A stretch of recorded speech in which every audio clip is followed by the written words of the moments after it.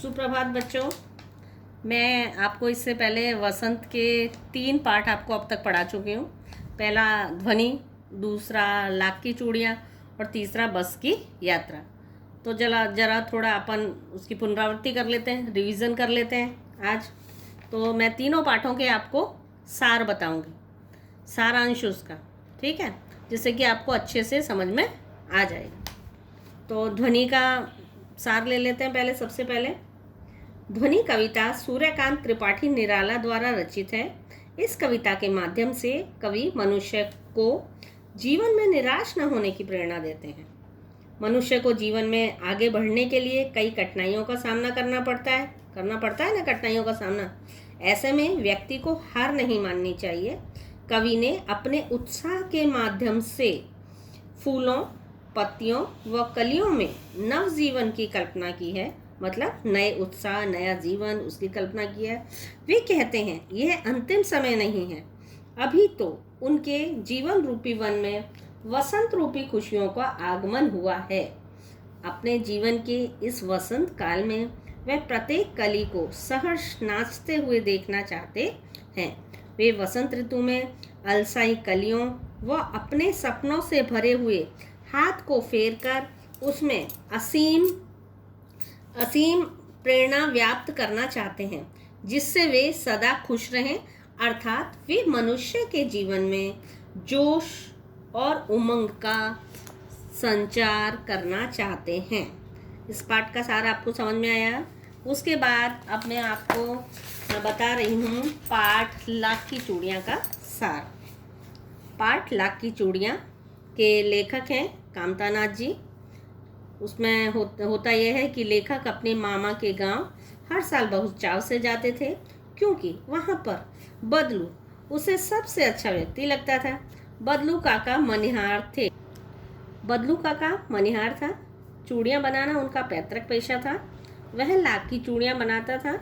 गांव की सभी स्त्रियां उसकी बनाई हुई चूड़ियाँ पहनती थीं, खुशी खुशी पहनती थी। गांव की सारी जो लेडीज़ थी, महिलाएं थी, चूड़ियाँ अच्छे से। आसपास के गांव की औरतें भी चूड़ियाँ बदलू काका से ही लेके जाती थी, मतलब बदलू काका आसपास के गांवों तक फेमस थे।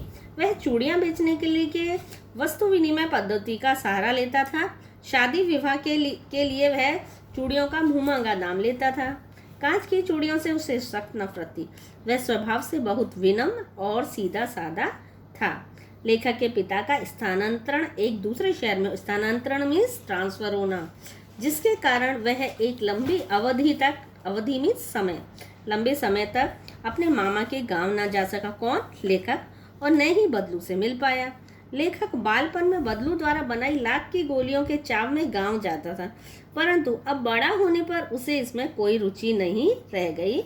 लेखक लंबे अंतराल के बाद जब गांव आया तो उसने सभी स्त्रियों के हाथों में कांच की चूड़ियाँ देखी। चूड़ियाँ देखकर उसे बदलू काका की याद आई और वह उसके घर गया।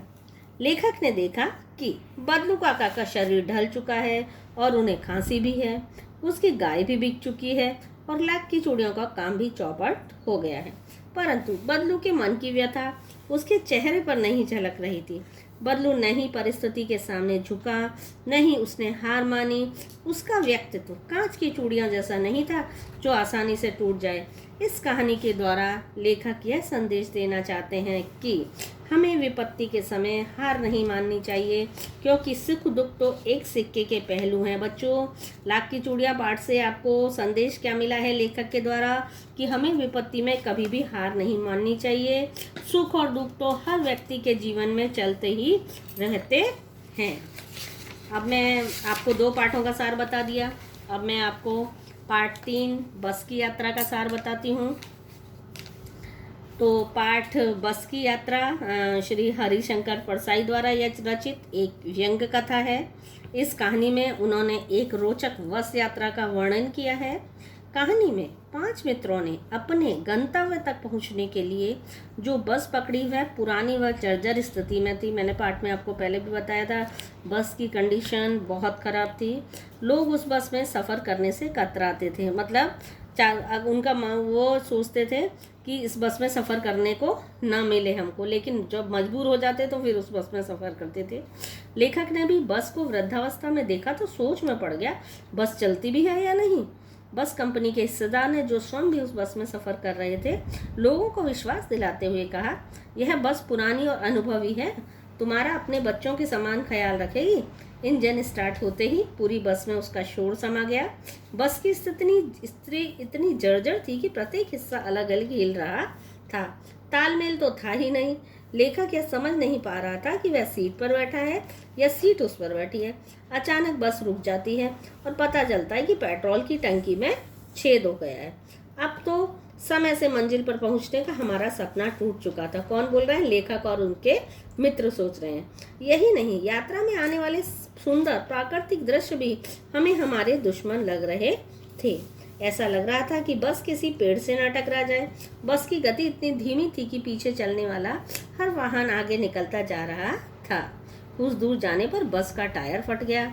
बस नाले में गिरते गिरते बाल बाल बची। इतनी मुसीबतें आ रही थी बस के सारे यात्रियों पे।